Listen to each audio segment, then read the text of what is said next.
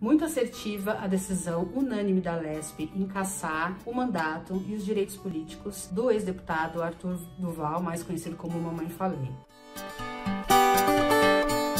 Parlamentares são eleitos pelo voto popular, e esse popular é composto por uma diversidade. Então, nem por um momento um parlamentar pode compactuar ou praticar qualquer tipo de violência, principalmente as violências que são destinadas a esses grupos que chamamos de minoritários. Mas também não podemos ser inocentes e achar que essa é uma grande vitória sobre o machismo e a misoginia, porque eles fazem parte da base, da construção do nosso país.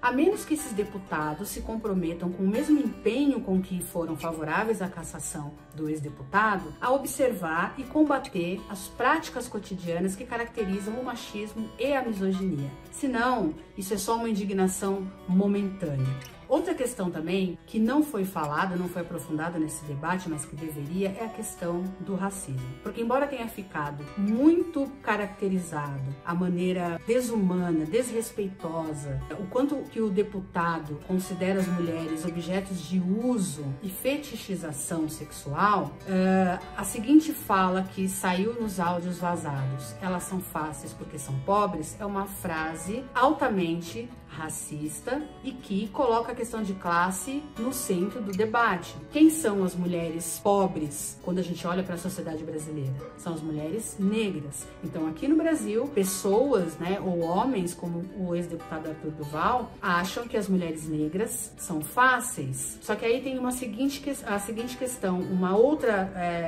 visão que ficou também enrustida aí nesse debate.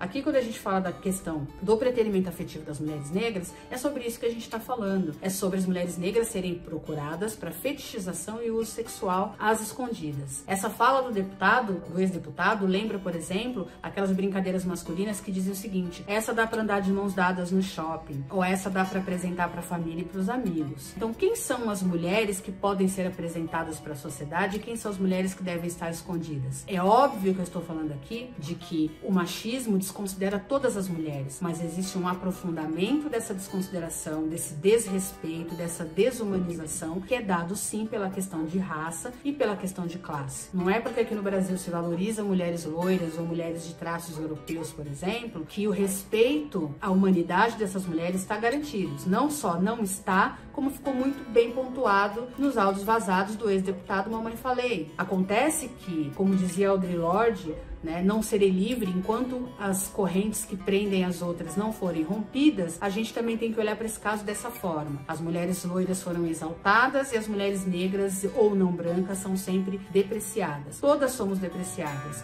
só que algumas têm um aprofundamento pela questão racial e a questão de classe. Então, se a gente não discutir todas essas questões com a importância que elas merecem, a gente não passa da indignação ou de um caso isolado que vai servir, inclusive, de token ou de escudo para esses deputados amanhã ou depois dizerem que são contra o machismo, contra a misoginia, contra o racismo e se colocarem como principais, como protagonistas nessa cassação de mandato de um misógino que foi flagrado. Então não basta a indignação e não basta comemorar o flagrante de Mamãe Falei. É preciso que os homens dessa sociedade se comprometam a caçar os mamães faleis que estão presentes dentro de todas as masculinidades que são forjadas numa sociedade racista e estruturalmente misógina de ideias supremacistas que inferiorizam algumas pessoas em detrimento de outras. É isso.